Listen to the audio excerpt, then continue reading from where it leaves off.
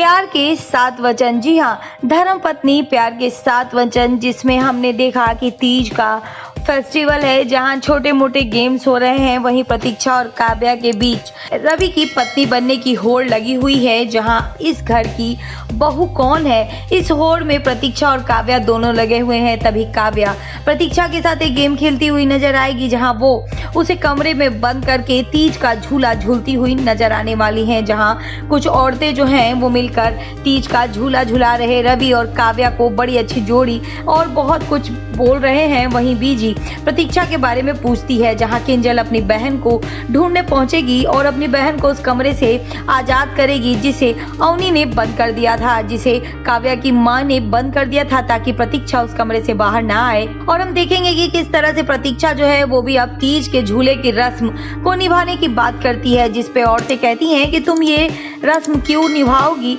ये रस्म सिर्फ पति पत्नी करते हैं। लेकिन प्रतीक्षा कहती है कि वो ही है रवि की असली धर्मपत्नी। काव्या उसकी पत्नी नहीं है बल्कि प्रतीक्षा उसकी पत्नी है। जहां ये सुनकर रवि आश्चर्य से प्रतीक्षा की ओर देखता है। वहीं प्रतीक्षा झूले पे बैठ तो जाती है, लेकिन काव्या एक स्कैम करती है और झूले की रस्सी काट देती है, जिसकी वजह से प्रतीक्षा गिर जाएगी और उसे बहुत तेज चोट लग जाएगी। और हम देखेंगे कि किस तरह से अमरदीप जी ये देखकर हैरान हो जाएंगे और वो प्रतीक्षा को संभालने के लिए दौड़ पड़ेंगे। जहां रवि दौड़कर अपनी पत्नी यानी कि अपनी प्रतीक्षा को बचाता है और काव्या पर चिल्ला पड़ता है। अब देखना बेहद इंटरेस्टिंग होगा कि रवि की इस हरकत से क्या कुछ असर होगा प्रतीक्षा पर। क्या प्रतीक्षा और रवि जल्द ही आएंगे नजदीक, या आएगी उनके बीच में और भी ज्यादा दूरियां? देखना बेहद दिलचस्प होगा।